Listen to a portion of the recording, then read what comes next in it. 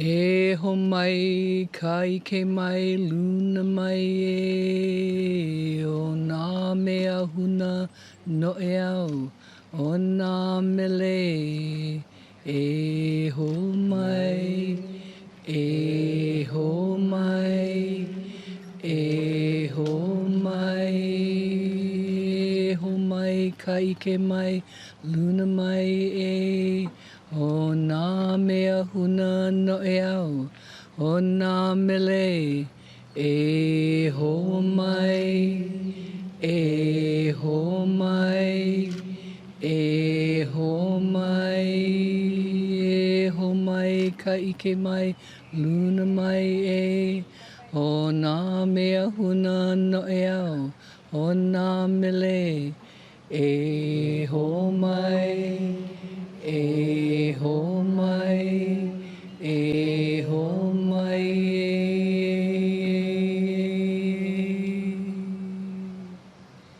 mahalo nui loa. Goddesses, gods, feel this earth talk to you today. Feel the trees, the ancient trees, talk to you today.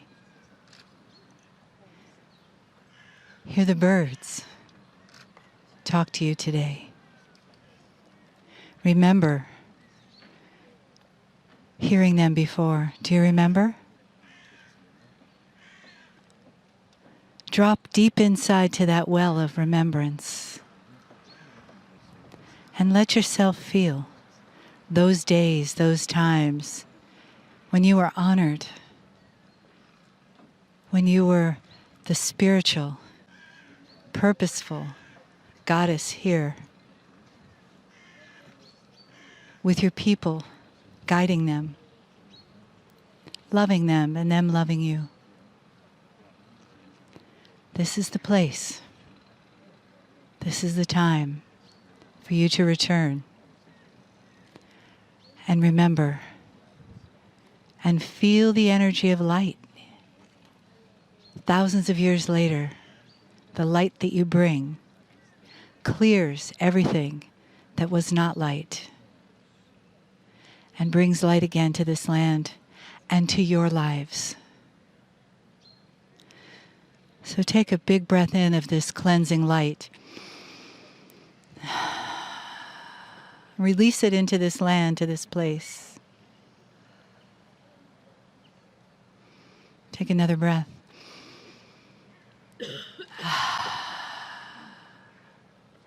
Here we are, one light.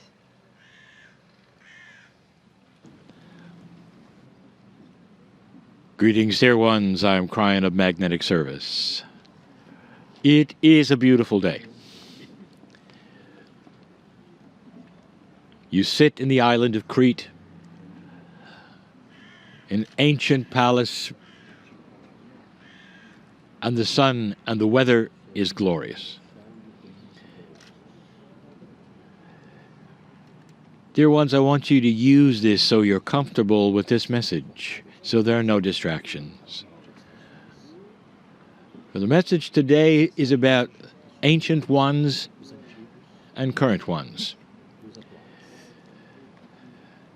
There is so much that you can take from this place. There is so much learning here. If you compare what is here to what is now in your life, and we're going to do that. First, we love to give comments on the comments. Where you sit in this ancient place, you're told about the master builders. Thousands of years ago, you're told about the fact that they had running water. You're seeing for yourself the validation of what we told you earlier. This civilization, modern, respected women, high consciousness, beautiful art, even music. And we told you that this was indeed the forerunner to civilization on Europe. And it happened on an island. You see this for yourself with your own eyes as you connect the dots of what we have been telling you about the propensity of Lemurians. And here you are sitting in this place, in this island, and there's a lot to see. This was a grand civilization, and they were very smart. You are told that part of the destruction here, after all of these years, they can still see it was destroyed by fire. I have something to tell you, dear ones. I want to connect the dots with something. This was not a surprise. This was one of many fires. When you use oil for light and you have earthquakes, don't you believe a civilization of this intelligence would prepare for it and be able to put it out and expect it? And that is indeed the case. Many fires occurred here. In fact, it was common for fires to occur in many civilizations and towns where all they had was oil for light and a ground that shook on a regular basis. But what I want to really remind you of is something for you to really look at. I want you to see something. You've been told that this is the birthplace of the mythological god Zeus. You have heard the story and the puzzle many times. What was first, the chicken or the egg? How can you have a god born? If the god is a god, you wouldn't think it would have to have a mother or a father. In this particular case, Kronos and Rhea were part of the elements, part of the stars, part of the earth itself. So you might say that the Greeks selected Zeus to be born of Gaia. Therefore, you take a look at something that is unique to the linearity of humans.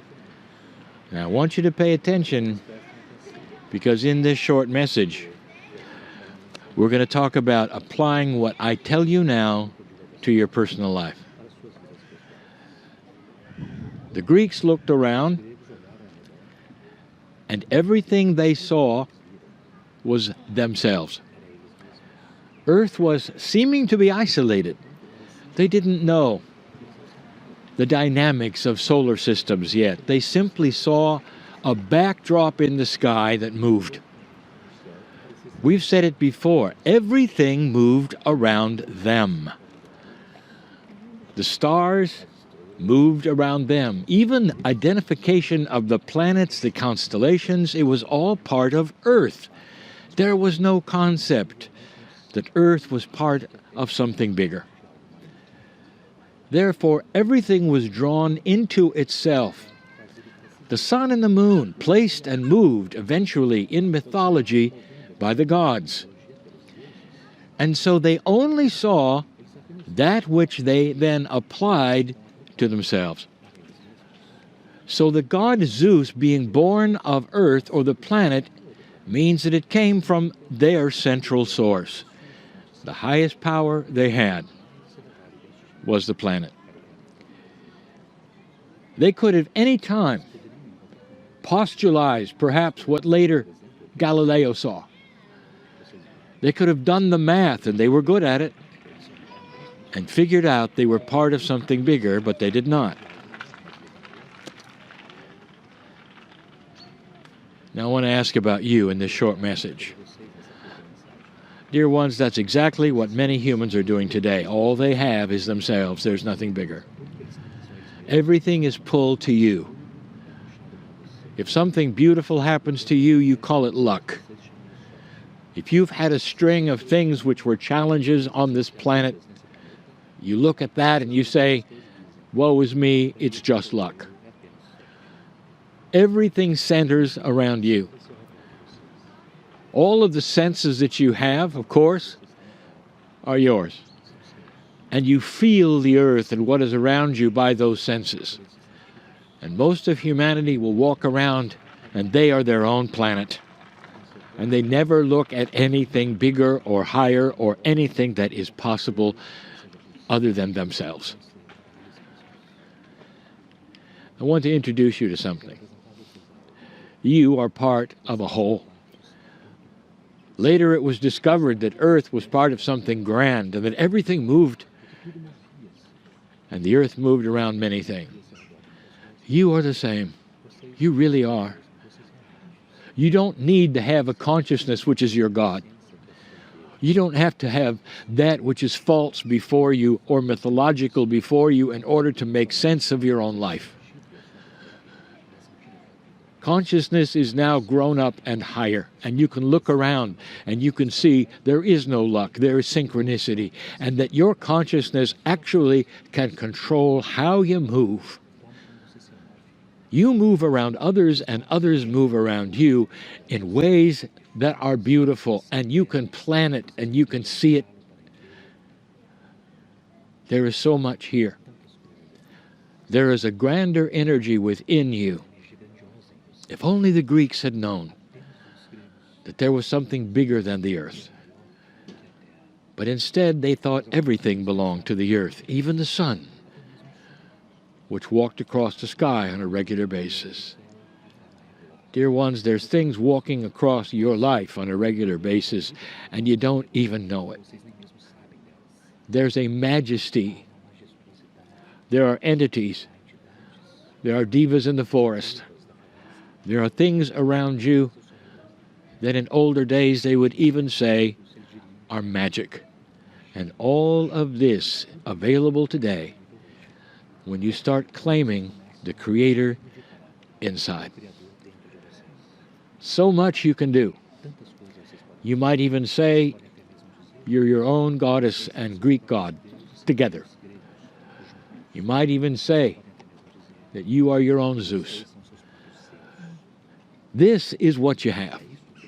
But you must start looking outward instead of inward for evidence. And when you see it, you can then turn inward to find the Creator inside. We have told you so many times that the real peace of all things that you desire, the healing, is inside you. But what is inside you represents a grand exterior of things that move around in the sky. All of this to say, dear ones, there is no mystery of why things happen the way they do. And the sooner you can realize this, the sooner you can be empowered as a human being and be that which you desire, one who controls your own life and everything around it, inside and out. The message of Kryon doesn't change much, does it? But those who hear it are starting to realize the truth of it and connecting the dots. I want you to celebrate everything that is here that you see. It's a forerunner to civilization starting to return to peace, to where women are seen in the position they should be in. You sit in it. And so it is.